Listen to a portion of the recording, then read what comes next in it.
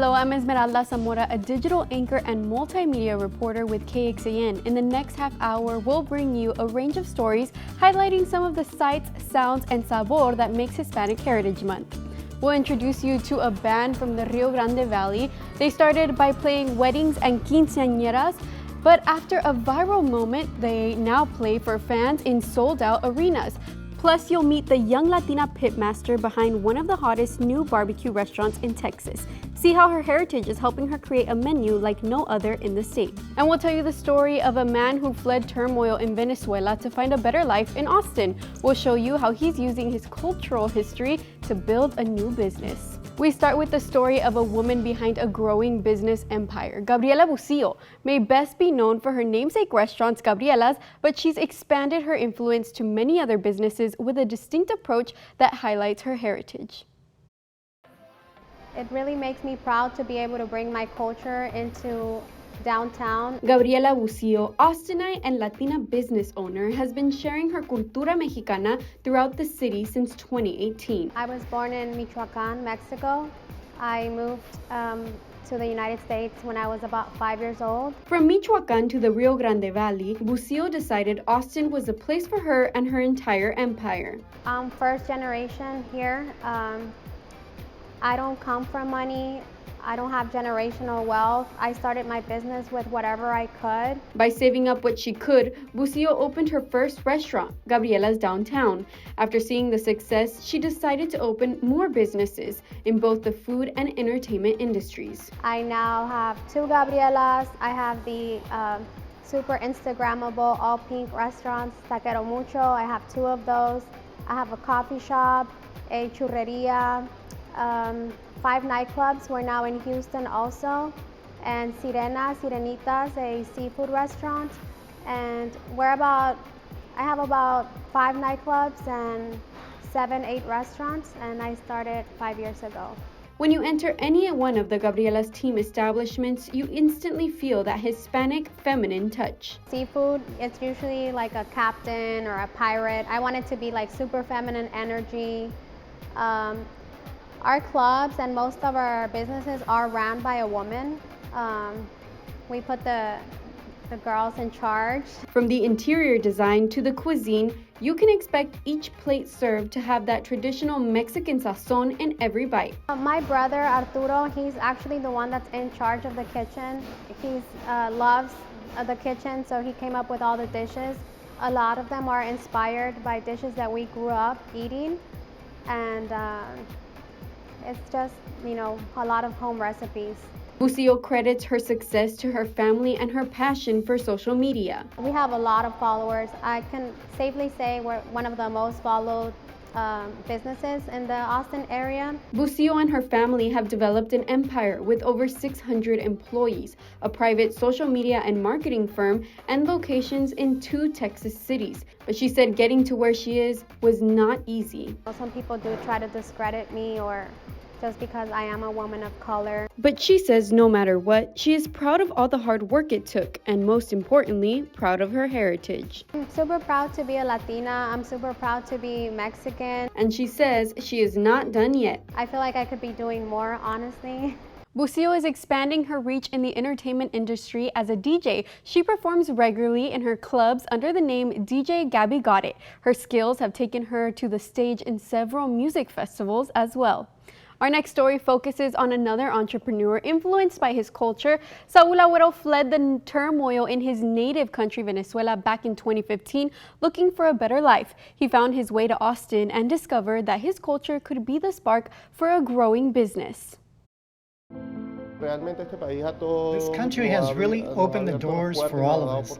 It has given us opportunities to do things right, to fight, and to be able to create a better future for everyone. And that's what Saul Agüero did when he fled from Venezuela nearly 8 years ago to make Austin his new home.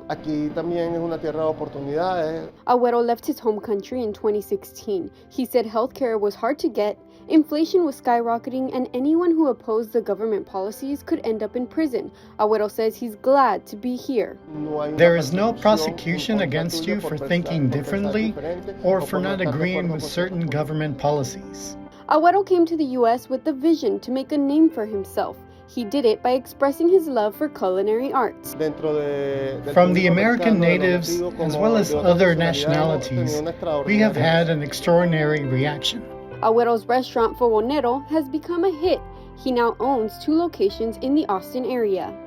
They really have enjoyed our food and have been surprised by the amount of flavors, the presentation of the dishes, and the variety that we have in our menu. To make sure his business truly made customers feel the Venezuelan culture, he planned each detail with the help of a longtime friend, Feliz Gomez, an architect from Margarita, Venezuela. He was inspired by the materials used here in Texas, such as plywood and laminate. He gave it that Venezuelan touch by adding these colors. Agüero says each first-time customer makes sure to tell him that they truly feel they are in a welcoming space. He followed his heart to move across the world, start a family, and make his dream a reality. We are waiting for all of you here to show you our Venezuelan cuisine and to share a great experience of both our food and our service with you. Now he wants to share the taste of his Venezuelan roots with everyone in Austin. The United Nations Refugee Agency estimates that more than 7 million people have fled Venezuela. Close to 800,000 have made their way to the United States. The Homeland Security Department has granted temporary protected status to many of those Venezuelans. It's granted to people who come from countries experiencing war or other conditions that make it dangerous to return. Protected status allows those immigrants to stay in the U.S. temporarily. That status has been extended through September of next year. We're just getting started. Up next, the South Texas band Living the Dream. They're filling arenas and earning acclaim from some of the world's most famous musicians. And a Central Texas barbecue spot lands on a prestigious list of the nation's best restaurants. We'll meet the pitmaster and see how she's drawing on her Mexican heritage to make her menu. Plus, we'll head to an iconic Austin restaurant. It's been a landmark for more than 75 years. How the people behind the legacy are working to keep the tradition alive.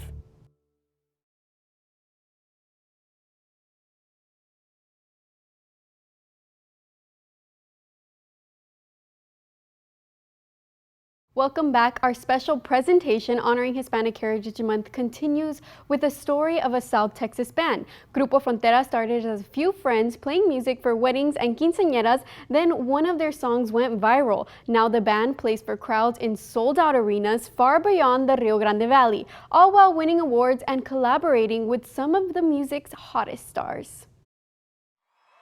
We're a Texas group, we're a Texas band.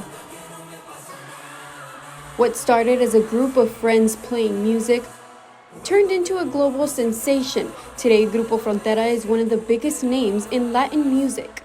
They started 2 years ago in the Rio Grande Valley, playing cumbia norteña, a genre of Mexican music mainly listened to in the 80s and 90s. Their cover of No Se Va, a Colombian pop song, went viral on TikTok. Suddenly, Grupo Frontera had fans far beyond South Texas, and their sound got attention from some of Latin music's biggest stars. Months later, they teamed up with Puerto Rican artist Bad Bunny and hit #1 on the Billboard global charts.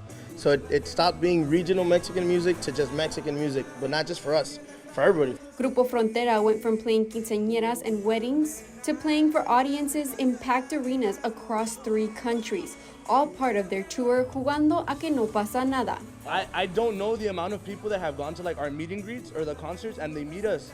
And okay, it's like a Latina, but she brings her white boyfriend and they're like, I don't know any Spanish, but I love your guys' music. Yeah. And we're like, because they're always top. Like, brother, thank you so much, brother.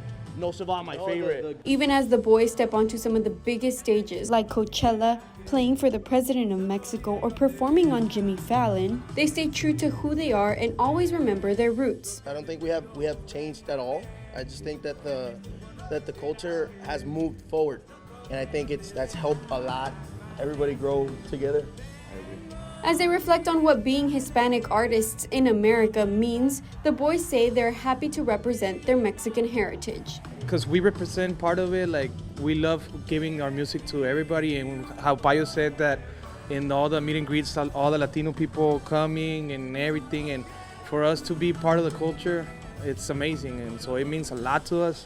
So September, you're my month. Grupo Frontera is wrapping up the U.S. portion of their tour this weekend with 2 shows in the Rio Grande Valley. Then they start a string of 13 shows in arenas across Mexico. Coming up, 3 Sisters, One Unique Sound will introduce you to a group of musicians expressing their passion for Tejano music and rock and roll.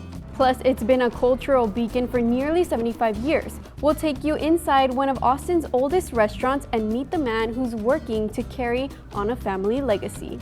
First, a young Latina is shaking up the world of Texas barbecue. Find out how her heritage is shaping a unique menu, earning accolades and nationwide recognition.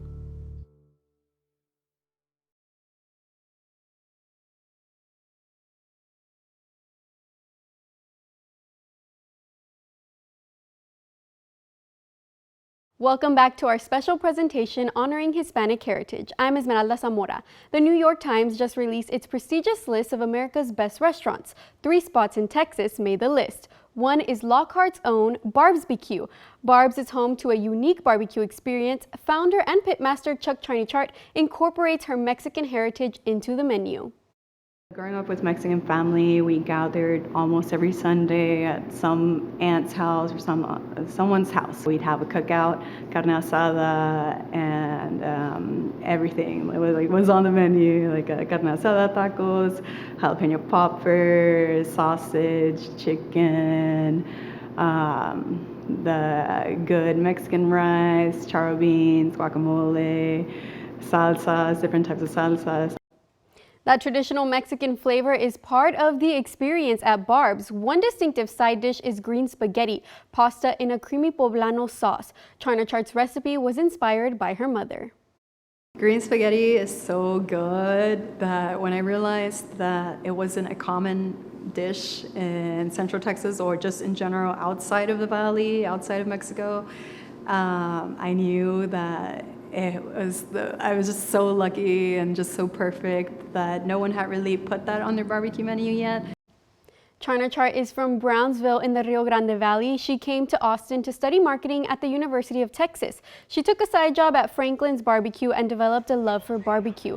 After graduation, China Chart headed to Fort Worth, working the pits at Goldie's, which in 2021 earned the top spot in Texas Monthly's list of the state's best barbecue joints. Her experience pushed her to open her own restaurant, which is now considered one of the best in America. Now I want to shift the spotlight to a restaurant in East Austin that's reflecting on its legacy. Cisco's restaurant, bakery, and bar has been a cultural beacon for nearly 75 years. The Tex-Mex spot at East 6th Street and Comal Street is the oldest of its kind in East Austin, and the restaurant received historic landmark status in 2019. Digital producer Anthony Torres spoke to the current owner who carries on his grandfather's legacy. This table we're sitting at is where my grandfather sat from day one. What we've done to date now is we've kind of preserved this table, and we have the full family. My name is Matt Cisneros, and I'm one of the partners and owners here at Cisco's Restaurant, Bakery, and Bar in Austin, Texas. My grandfather was Rudy Cisneros, who started the restaurant in 1950. He passed away in 1995, and the restaurant was then passed on to my uncle, which we purchased from in 2017. He was full of personality, full of life, and I think that this place would not be what it was or what it is without him. And so it essentially began with his inclusion of everybody in the neighborhood and beyond the neighborhood. It was an amazing inclusion of what already existed in the area, right? A very Hispanic culture. I think that legacy was kind of developed based upon his ability to kind of interact with anybody. And just since then, it's generationally just been a very kind of inclusive place for the city. We're hitting 75 years next year, and our sole goal was to maintain what this has always been, ensure that we keep everyone happy, serve great food, great customer service, and the rest kind of follows. So for our anniversary, I think we're gonna throw a pretty fun party. Invite, all the regulars and locals. Come check out Cisco's, come see why this place is still here, what's been being built for 75 plus years, and just what East Austin means to Austin as a whole. Recently, Cisco's earned a $50,000 grant from the National Trust for Historic Preservation. Cisneros says he plans to use that money to keep that building up to date. Some of the bricks date back to 1899, so the repairs are not as simple as on newer buildings. A lot of people like to start their day with a hot or cold brew of coffee. One North Texas coffee shop is mixing coffee with a twist of Mexican favorites and pairing it with a sweet treat favorite. Dylan Jimenez has the story from Wichita Falls. They're completely different from other coffee shops here in town.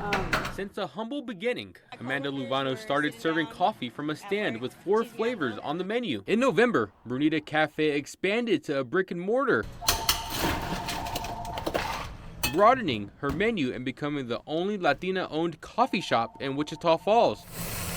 Churro one is definitely like the #1 seller. I started making the tres leches one. That one's really good as well. It is kind of overwhelming, like all the flavors that I have. Between café de olla, cajeta, and other authentic ingredients, Luvano serves up flavors you can't find at any other coffee shop. It takes you back to, the candies or the treats that you used to eat whenever you were little, or, to this day. All my coffee is sourced from Latin America, which I feel like a lot of people don't know. They just think it's just regular coffee beans from wherever. Whether you reminisce with a hot or cold drink, a concha will dig deeper in your memory bank. Everybody always goes for the concha. Not all pan dulces or sweetbreads are created equal. The sugary confections date back to possibly when France ruled Mexico. It's unclear for historians, but regardless, it's become a symbol for coffee lovers. It's definitely been a long process. I've had help. I've had help from like local panaderos. Everybody like takes a bite of it, and you're just back, with your grandma, having coffee in the middle of the night, after playing loteria or whatever. Nearly a year in business, Luvano says her short time as a coffee shop owner has taught her a lot. I've met so many people, like you said, with the chisme, like they'll be here chismeando with me for like an hour or 2 hours, and I don't know these people. Like these are literally people that I just met, like here at the coffee shop. Serving coffee, conchas, and chisme for the next customer. That was Dylan Jimenez reporting from Wichita Falls. Amanda says she draws inspiration from her grandmothers Bruna and Lupita, who passed down their love for brewing pots of coffee. We want people to feel that energy and take what you can and what you need from our music, and we do the same from everybody else. Sisters taking the stage and sending a message. Coming up next, we'll introduce you to a group of musicians with a unique sound and special mission.